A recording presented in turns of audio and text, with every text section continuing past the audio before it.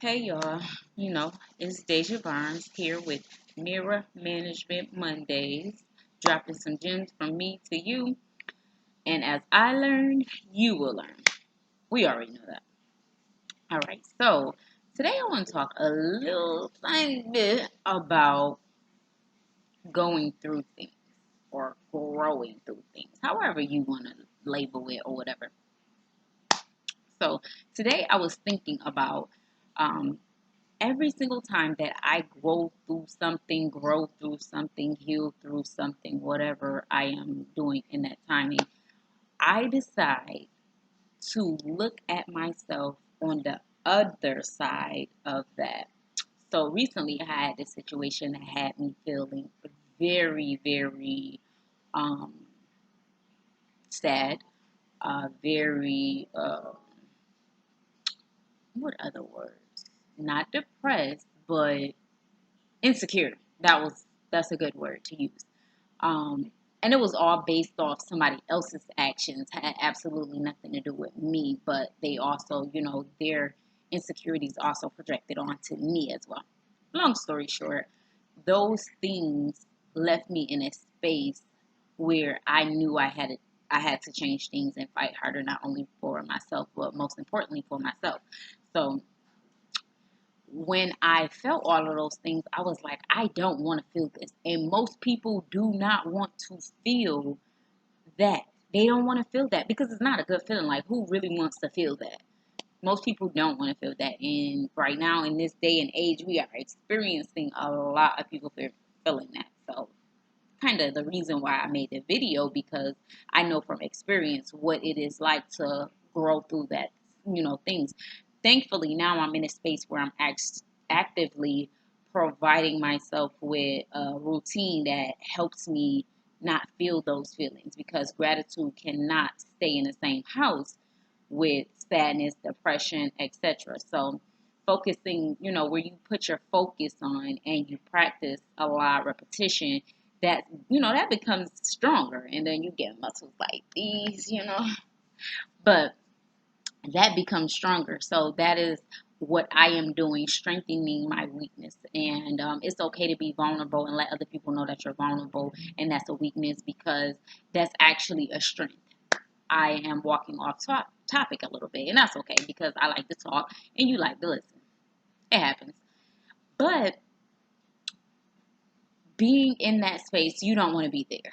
So you want to do things to get yourself out of that space. And so one thing that I've been doing with the people that are around me that I know that may be going through those type of things and are silent, I've been sending them different messages in order to spark some change within them. I can't save everybody, but I'll send it to you and you'll decide what you want to do.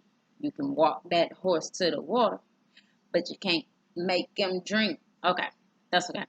So I always see myself on the other side of it. Like, if I was completely healed by this situation, if I was feeling like, this was something that I have absolutely no control over, how would I feel? What would I be doing? What would I be saying? And for me, when I'm thinking about it, I'd be laughing, I'd be joking, I'd be dancing, I'd be smiling, I'll be cracking jokes, I'd be, cooking. And I am an emotional based cooker. So that's why it is very important for me not to get in my feelings because my food won't taste like my feelings.